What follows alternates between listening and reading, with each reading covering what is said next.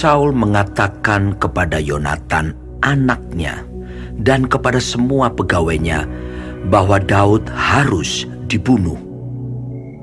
Tetapi Yonatan anak Saul sangat suka kepada Daud, sehingga Yonatan memberitahukan kepada Daud, "Ayahku Saul berikhtiar untuk membunuh engkau. Oleh sebab itu, hati-hatilah besok pagi. Duduklah di suatu tempat perlindungan dan bersembunyilah di sana. Aku akan keluar dan berdiri di sisi ayahku di padang tempatmu itu. Maka aku akan berbicara dengan ayahku perihalmu. Aku akan melihat bagaimana keadaannya, lalu memberitahukannya kepadamu." Lalu Yonatan mengatakan yang baik tentang Daud kepada Saul ayahnya. Katanya, "Janganlah raja berbuat dosa terhadap Daud, hambanya. Sebab ia tidak berbuat dosa terhadapmu. Bukankah apa yang diperbuatnya sangat baik bagimu? Ia telah mempertaruhkan nyawanya dan telah mengalahkan orang Filistin itu. Dan Tuhan telah memberikan kemenangan yang besar kepada seluruh Israel. Engkau sudah melihatnya dan bersuka cita karenanya. Mengapa engkau hendak berbuat dosa terhadap darah orang yang tidak bersalah dengan membunuh Daud tanpa alasan?" Saul mendengarkan perkataan Yonatan, dan Saul bersumpah, "Demi Tuhan yang hidup, ia tidak akan dibunuh." Lalu Yonatan memanggil Daud, dan Yonatan memberitahukan kepadanya segala perkataan itu. Yonatan membawa Daud kepada Saul, dan ia bekerja padanya seperti dahulu.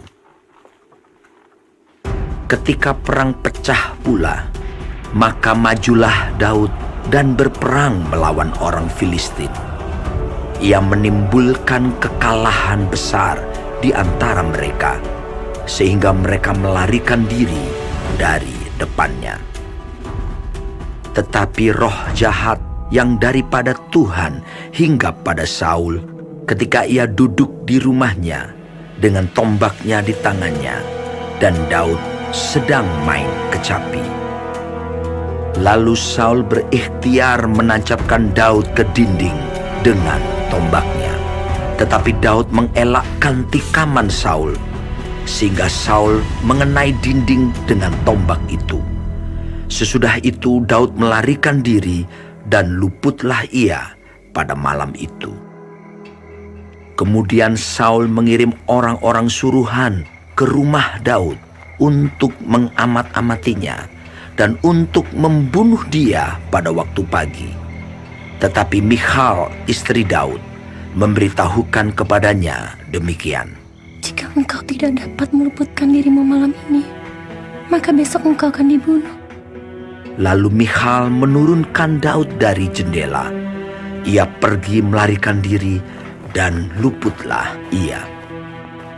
Sesudah itu Michal mengambil terafim dan menaruhnya di tempat tidur. Ditaruhnya sehelai tenunan bulu kambing di bagian kepala, dan ditutupinya dengan selimut. Lalu Saul mengirim orang-orang suruhan untuk mengambil Daud, tetapi perempuan itu berkata, "Ia sakit." Sesudah itu Saul mengirim orang-orang suruhan itu untuk melihat Daud. Katanya, "Bawalah dia di atas tempat tidur itu kemari, supaya ia dibunuh." Lalu masuklah para suruhan itu ke dalam, dan tampaklah ada terafim di tempat tidur dengan sehelai tenunan bulu kambing di bagian kepala. Berkatalah Saul kepada Michal, "Mengapa engkau menipu aku demikian itu, dan melepas musuhku pergi sehingga ia luput?" Tetapi jawab Michal kepada Saul, Ia berkata kepadaku, "Biarkanlah aku pergi. Apa perlunya aku membunuh engkau?" Setelah Daud melarikan diri dan luput, sampailah ia kepada Samuel di Rama dan memberitahukan kepadanya segala yang dilakukan Saul kepadanya.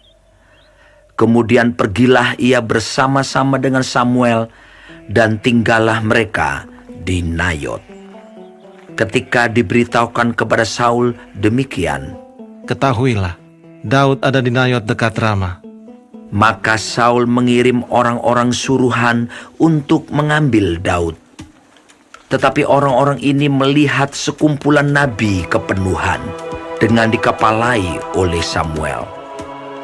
Dan roh Allah hinggap pada orang-orang suruhan Saul, sehingga mereka pun kepenuhan seperti nabi. Lalu hal itu diberitahukan kepada Saul. Ia mengirim orang-orang suruhan yang lain, tetapi orang-orang itu pun juga kepenuhan seperti nabi. Saul mengirim sekali lagi orang-orang suruhan, rombongan yang ketiga, dan orang-orang ini pun juga kepenuhan. Lalu ia sendiri pergi ke Rama.